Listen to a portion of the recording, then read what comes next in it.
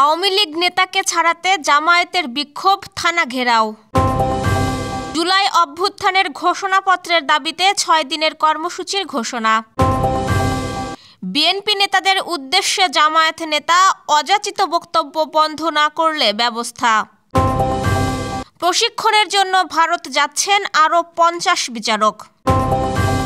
না ফেরার দেশে অভিনেত্রী অঞ্জনা। সারা দেশে তাপমাত্রা বাড়ার আভাস। সম্পদের হিসাব দিলেন থাই প্রধানমন্ত্রী, রয়েছে ২১৭ ব্যাগ ও ৭৫টি ঘড়ি।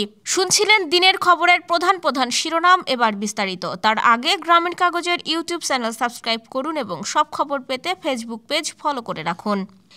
গাজীপুরে আওয়ামী লীগের এক নেতাকে থানা থেকে ছাড়িয়ে নেওয়ার দাবিতে বিক্ষোভ করেছে জামায়াত ইসলামীর নেতাকর্মীরা।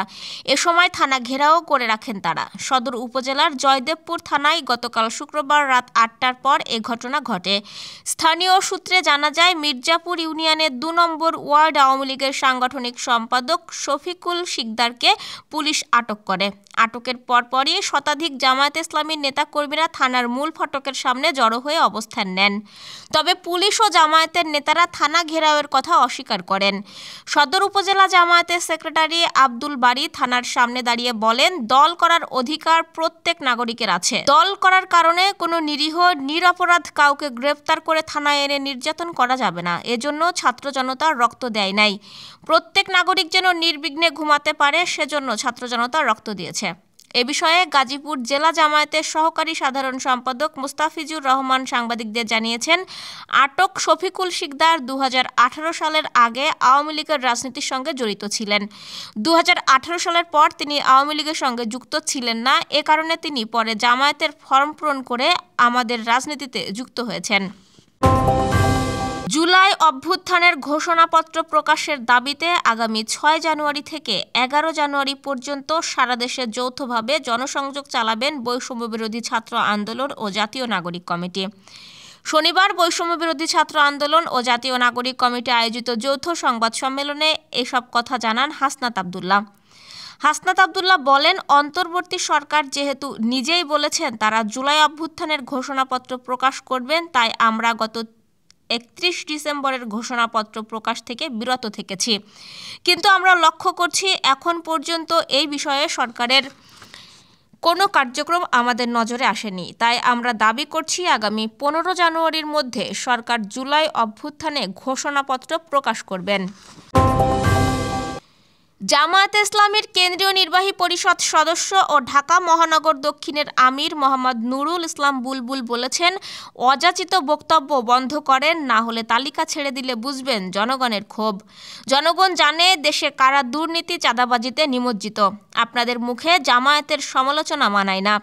শুক্রবার বিকেলে ডেমরা থানা জামায়াত ইসলামীর কর্মী সম্মেলনে বিশেষ অতিথির বক্তব্যে বিএনপি নেতাদের উদ্দেশ্যে একথা বলেন তিনি। বুলবুল বলেন, বর্তমানে একটি দল আবার দেশে চেতনার ব্যবসা করতে যাচ্ছে। আমরা তাদের বলি, আপনাদের মুখে জামায়াতের সমালোচনা মানায় না। দেশের ন্যায় বিচার, বৈষম্যহীন বাংলাদেশ এই নতুন প্রজন্মের চাওয়া। এর বিরুদ্ধে যারা যাবে তাদের খাওয়া নেই ভবিষ্যতের বাংলাদেশে। তিনি বলেন, মনে রাখবেন জামায়াতের কর্মীরা পালায় না, পালানো অভ্যাস আওয়ামী লীগের। এ অভ্যাস আর কোনো দল বা গোষ্ঠীর মধ্যে দেখতে চায় না দেশবাসী। প্রশিক্ষণের জন্য ভারত যাচ্ছেন অধস্তন আদালতের ৫০ জন বিচার বিভাগীয় কর্মকর্তা। ভারতের ভূপালে অবস্থিত ন্যাশনাল জুডিশিয়াল একাডেমি এবং স্টেট জুডিশিয়াল একাডেমিতে প্রশিক্ষণের জন্য তাদের অনুমতি দেওয়া হয়েছে।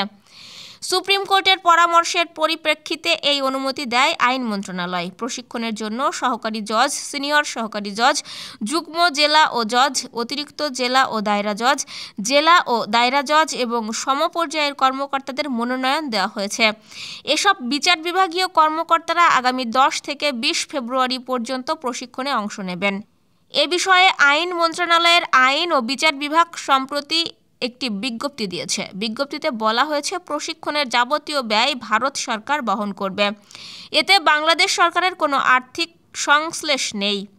২০১৭ সালের এপ্রিল মাসে তৎকালীন প্রধানমন্ত্রী শেখ হাসিনার ভারত সফরে বাংলাদেশের বিচার বিভাগীয় কর্মকর্তাদের প্রশিক্ষণ ও সামর্থ্য বাড়ানোর লক্ষ্যে বাংলাদেশের সুপ্রিম কোর্ট এবং ভারতের ন্যাশনাল জুডিশিয়াল একাডেমির মধ্যে একটি সমঝোতা স্মারক স্বাক্ষরিত হয়েছিল। এরপর প্রথমবারের মতো ওই বছরের 10 অক্টোবর থেকে 24 অক্টোবর পর্যন্ত প্রশিক্ষণ নিতে ভারতে যান বিচার বিভাগীয় কর্মকর্তারা। পর্যায়ক্রমে অনেক বিচারক প্রশিক্ষণ নিয়েছেন। না ফেরার দেশে পাড়ি জমিয়েছেন জাতীয় চলচ্চিত্র পুরস্কার প্রাপ্ত অভিনেত্রী অঞ্জনা রহমান। শুক্রবার দিবাগত রাত 1:10 রাজধানীর বঙ্গবন্ধু শেখ মুজিব মেডিকেল বিশ্ববিদ্যালয়ে চিকিৎসাধীন অবস্থায় শেষ নিঃশ্বাস ত্যাগ করেন তিনি। ইন্না লিল্লাহি ওয়া ইন্না ইলাইহি রাজিউন। মৃত্যুকালে তার বয়স হয়েছিল 60 বছর। অঞ্জনার মৃত্যুর খবরটি নিশ্চিত করেছেন শিল্পী সমিতির সভাপতি মিশা সওদাগর। গত এক সপ্তাহ ধরে রাজধানীর একটি বেসরকারি হাসপাতালের সিসিইউ বিভাগে চিকিৎসাধীন ছিলেন এ অভিনেত্রী। অবস্থার অবনতি হলে বুধবার দিবাগত রাতে তাকে বিএসএসএমইউ হাসপাতালে ভর্তি করে লাইফ সাপোর্টে দেওয়া হয়। অভিনেত্রীর ছেলে নিশাত মনি জানান, জ্বর ও রক্তে ইনফেকশনজনিত কারণে গত ডিসেম্বরের শুরুর দিকে ইউনাইটেড হাসপাতালে ভর্তি করা হয়েছিল তাকে। তিনি শতাধিক চলচ্চিত্রে অভিনয় করেছেন। পরিণীতা ও গাংচিলের অভিনয়ের জন্য দুবার জাতীয় চলচ্চিত্র পুরস্কারও পেয়েছেন অঞ্জনা। সারা দেশে দিনের ও রাতের তাপমাত্রা কিছুটা বাড়তে পারে বলে জানিয়েছে আবহাওয়া অফিস। তবে ঘন কুয়াশার কারণে কোথাও কোথাও দিনের বেলায় শীতের অনুভূতি বিরাজ করতে পারে। শনিবার সকাল 9টা থেকে পরবর্তী 72 ঘন্টার জন্য জারি করা পূর্বাভাসে এ তথ্য জানানো হয়েছে। আবহাওয়াবিদ ডক্টর মোহাম্মদ আবুল কালাম মল্লিকের স্বাক্ষরিত ওই পূর্বাভাসে বলা হয়েছে, অস্থায়ীভাবে আংশিক মেঘলা আকাশ সহ সারা দেশের আবহাওয়া শুষ্ক থাকতে পারে। মধ্যরাত থেকে সকাল পর্যন্ত সারা দেশে মাঝারি থেকে ঘন কুয়াশা পড়তে পারে এবং তা কোথাও কোথাও দুপুর পর্যন্ত অব্যাহত থাকতে পারে। পূর্বাভাসে বলা হয়েছে, দ্বিতীয় দিন রোববার রাত ও দিনের তাপমাত্রা কিছুটা বেড়ে তৃতীয় দিন তাপমাত্রা অপরিবর্তিত হতে পারে। এ সময় ঘন কুয়াশায় বিমান চলাচল, অভ্যন্তরীণ নদী পরিবহন এবং সড়ক যোগাযোগ সাময়িকভাবে ব্যাহত হতে পারে। থাইল্যান্ডের প্রধানমন্ত্রী পেতংতার্ন সিনাওয়াত্রা তার সম্পদের হিসাব দিয়েছেন। ঘোষণা অনুযায়ী পেতংতার্নের সম্পত্তির মূল্য 40 কোটি মার্কিন ডলার বা প্রায় 4,889 কোটি টাকা ছাড়িয়েছে। এসব সম্পত্তির মধ্যে উল্লেখযোগ্য হল 217টি বিলাসবহুল ব্র্যান্ডের ব্যাগ এবং অন্তত 75টি দামি ঘড়ি।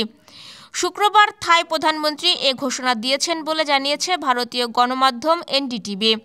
প্রতিবেদনে বলা হয়েছে, পেতংতার্ন সিনাওয়াত্রা ব্যক্তিগত জীবনে একজন টেলিকম ব্যবসায়ী এবং থাইল্যান্ডের সাবেক প্রধানমন্ত্রী থাকসিন সিনাওয়াত্রার কনিষ্ঠ কন্যা। তার সম্পত্তি ও দায় ঘোষণা করতে বাধ্য হন তিনি। পেতংতার্নের 75টি ঘড়ির মূল্য থাইল্যান্ডের মুদ্রায় প্রায় 16 কোটি 20 লাখ বাথ, যা বাংলাদেশি মুদ্রায় 57 কোটি টাকারও বেশি। অন্যদিকে তার বিলাসবহুল 217টি ব্যাগের মূল্য প্রায় 7 কোটি 60 লাখ বাথ, যা বাংলাদেশি মুদ্রায় ব্যাগগুলোর মূল্য প্রায় 27 কোটি টাকা। এছাড়াও যুক্তরাজ্যের লন্ডন এবং জাপানেও পেতংতার্নের সম্পত্তি রয়েছে, আর তার নগদ অর্থ ও আমানতের পরিমাণ প্রায় 100 কোটি বিলিয়ন ডলার। বাংলাদেশি মুদ্রায় তা 354 কোটি টাকারও বেশি। বিভিন্ন ব্যবসায় পেতংতার্নের বিনিয়োগ রয়েছে প্রায় 1100 কোটি থাই বাট, বাংলাদেশি মুদ্রায় যা প্রায় 4,000 কোটি টাকা।